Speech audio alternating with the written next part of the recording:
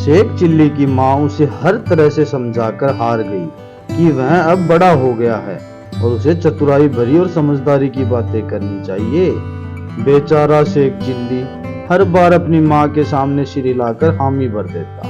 उसकी यह समझ में ही न आता कि हर कोई उसे मूर्ख क्यों समझता है। शेख चिल्ली को अपने में कोई कमी दिखाई न देती। उसका सोचना था कि वह भी औरों के जैसा ही है।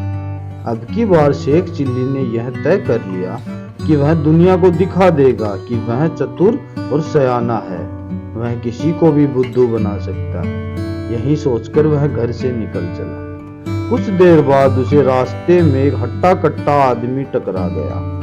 वह बोला, तुम चिल्ला गांव के हामिद हुसैनी हो ना? शेख चिल्ली ने मुस्कुराते हुए स्वीकारने वाले अंदाज में अपनी गर्दन हिला दी।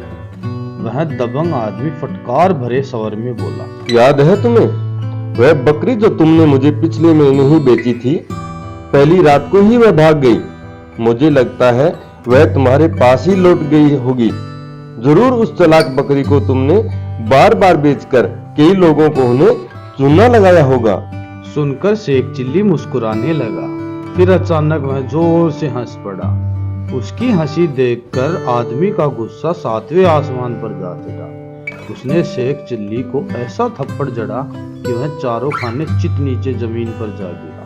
वह गुर्राया, तुम अपनी बकरी अपने पास ही रखो, मुझे मेरे 15 रुपए वापस कर दो।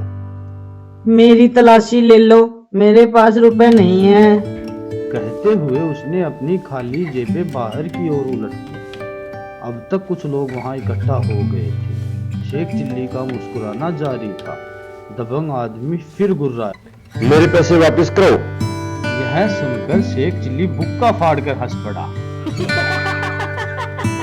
दबंग आदमी का चेहरा गुस्से से लाल हो गया।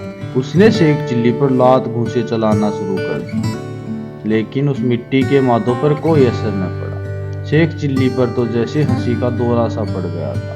वहां इकट्ठा हो चुके लोग भी चुप ही रहे। कोई बीच में न बोला, क्योंकि शेख चिल्ली मदद मांग ही नहीं रहा था। शेख चिल्ली की हालत खस्ता हो चुकी थी। शरीर में जहां तहां से खून बह रहा था। इधर जब उसे मारते मारते वह दबंग आदमी थक गया तो बड़बड़ाता हुआ चला गया। फिर शेख चिल्ली बोला, देखो कैसा मूर्ख बनाया मैंने उस मोटे गधे को। मुझे ठगने चला था, खुद ही मूर्ख बन गया। तभी वहां खड़ा एक आदमी बोला, तुम्हें ऐसा कैसे और क्यों लग रहा है कि तुमने उसे मूर्ख बना दिया? वह तो तुम्हें मार पीट कर नीला कर गया।